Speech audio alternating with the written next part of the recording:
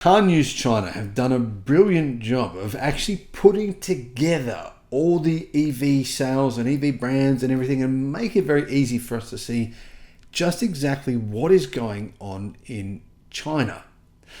And what's going on is actually quite interesting. This is the sales, the best-selling vehicles in China in November this year. And it does really highlight one thing, which is that legacy automakers are not selling many EVs in China. They weren't last year or the year before. They weren't 6 months ago, and they still aren't today. Hello, my friends. Welcome to the channel. I'm Sam Evans. Almost forgot my name there. Must be tired. Great to have you with us. And you know what, guys? I want to thank you so much for supporting the channel. If you can support us as a YouTube member, that would be amazing. I'll put a link in the description below. Now, this page here from Car News China is clearly a work in progress, but they've done the majority of it. They've done all the most important ones, the ones that they haven't filled in. There's a few question marks there, but they're way down the list. So who is doing the best in China? Well, obviously BYD is.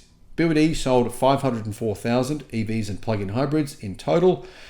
Now, I think BYD could struggle a little bit in the future just because the technology in their EVs is, it's clearly not up to the same level as other car manufacturers yet.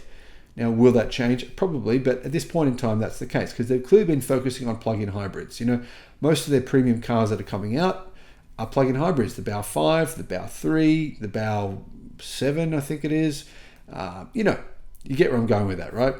Second place, Geely, 122,453, long way behind BYD's 504,000, but still, Geely are actually the fastest growing vehicle company when it comes to EV sales, and they're also the fastest growing vehicle company worldwide. Now, when it comes to sheer numbers, obviously BYD is growing faster, but when it comes to percentage terms, Geely are growing faster than any other car company in the world right now, except one other car company, a bit niche, but they're also growing at a similar pace. I'll get to them in just a minute.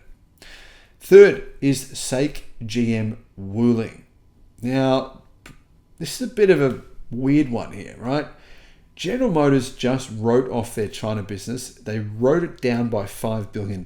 It's soon going to be worthless. Give it another year or two and it'll be worthless essentially.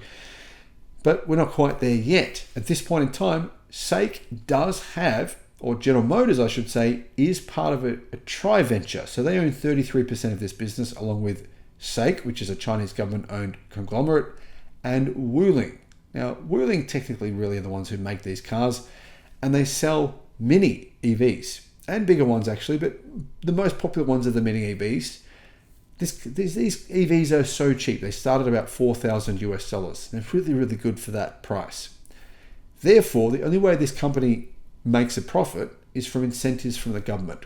It's true, I did a video on that and it actually exposed exactly how much they make from those incentives. It's not much. It's a couple $100, if that. So that's an interesting business. But anyhow, 114,000 in third. Fourth was Chang'an. They're growing very fast as well with 98,000. Now keep in mind that this also does include plug-in hybrids. Fifth was Tesla China with 78,856. And of course, not all those vehicles were sold in China. A lot of those Tesla China-made vehicles were sold outside of China. Chery, 72,000. Li Auto, 48,740. GAC Aeon, 42,301. GAC are bringing their cars to global car markets within the next 12 months. I did a video on the hatch, their new hatchback that they are bringing. Looks pretty cool. I'm a fan of it, actually. I'll put a link in the description to that video on GAC Aeon's new hatchback. Now, they have an electric SUV which uses a sponge battery, very unusual battery, but it has quite high energy density, and that EV gets 1,000 kilometers of CLTC range, so probably about 800 kilometers WLTP. That's pretty impressive. Leapmotor next with 40,000 sales. So they are the car company that are growing at a similar pace to Geely and Zeekr, and yeah, just growing incredibly fast. Dongfeng, 36,000. I used to own a Dongfeng EV. That's another story. Series, 36,000. Great Wall, 35,885. Xpeng, nearly 31,000, 30,900. Neo, 20,500. So big drop off there between Xpeng and Neo, 10,400 drop. Xiaomi, just over 20,000. Shanghai Volkswagen, as you can see, the first legacy automaker in this list is Shanghai Volkswagen. This is a joint venture between the car company called Shanghai and Volkswagen. Be like calling your car company California. But anyway, or Los Angeles or something.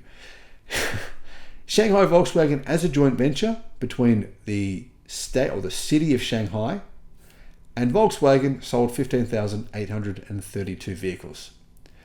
FAW Best Tune was next at 13,604, followed by SAIC passenger vehicles, 13,000, ArcFox, 11,000, IM Motor, 10,000, Hongqi with 8,500, GAC passenger vehicles, 8,000. Then next you can see there BMW 7,000, SAIC General Motors, 6,651. So that's how many EVs, proper EVs, that General Motors sold. 6,651. That's a joint venture with the SAIC, by the way. Next we've got FAW Toyota, 5,676, followed by Smart, 5,550. Now Smart is half owned by Mercedes-Benz and half by Geely. FAW Volkswagen was next. Anyway, you can see these other brands here. Nissan's way down the bottom, 1,664. Honda, 1,551. I honestly can't believe they sold any vehicles at all in terms of EVs. Shocking to me. Then you can see Toyota right down the bottom with GAC 426. So all these businesses, right, that these legacy automakers have, aside from Tesla, are owned either 50% by a Chinese company or the Chinese government, or more than that. In the case of GM's TriVenture, 66% by a Chinese company and partly by the Chinese government. So these numbers really reported by legacy automakers, they're very small, but they're even smaller again if you account for the fact that they only own really half the sales. So as you can see, Chinese automakers are completely dominating here when it comes to the fastest growing segment of vehicles in China. 55% of all vehicles sold in November had a plug, and they were plug-in hybrids or EVs. Predominantly, most of them were actually EVs of those models. Plug-in hybrids, I believe, are about 35%. Full electric cars are around 65% of that 55% of the market. So clearly, the government didn't expect this. The Chinese government wants this to happen, but it did not expect these numbers. In fact, the Chinese government predicted that 55% wouldn't happen until 2028. So they must be loving this because, as you can see, legacy automakers are dying. Chinese car manufacturers are thriving. Yes, some of them are making a loss, no doubt. In fact, a lot of them are, but they're willing to do that until they have to.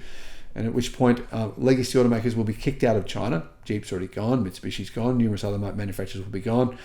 And the strong will be left, as happens in all other Chinese industries. Obviously, BYD and Geely will still be around. The question is, which of the other ones will be around?